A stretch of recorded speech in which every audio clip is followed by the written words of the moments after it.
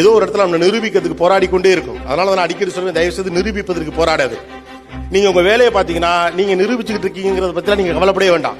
நம்ம மனிதர்கள் அவமானப்படுத்துகிறார்கள், சங்கடப்படுத்துகிறார்கள், அதிலிருந்து ஜெயிக்க வேண்டும் என்ற எண்ணம் ஒரு வயது வரைக்கும் உங்களுக்கு இருப்பது நியாயமானதுதான், நான் இல்லைன்னு சொல்ல. ஆனா யாரையோ தோற்கடிப்பதற்காக ஜெயிக்க முயற்சிக்காதீர்கள். உங்கள் மகிழ்ச்சிக்காக நீங்கள் படியுங்கள். 4 பேரை வாழ வைக்கணுங்கிற எண்ணத்தை நோக்கி படியுங்கள். நம்மளை அசிங்கப்படுத்துறவனை தோற்கடிக்கணுங்கிறதுக்காக நீங்க படிக்கணுங்கிற அவசியம் இல்லை. அவனுக்கு அந்த தகுதியே கிடையாது, இல்லையா?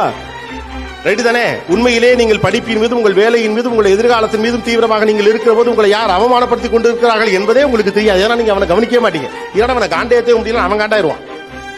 ரைட்டு தானே?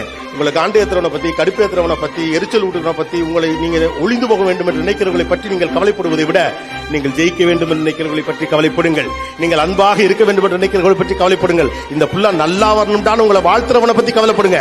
உங்களை பிடிக்காதவர்களை பற்றியே நீங்கள் கவலைப்பட்டுக் கொண்டிருப்பதால் உங்கள் பிடித்தவர்களை பற்றின கவலை உங்களுக்கு போயில்லாமல் போயிடும்.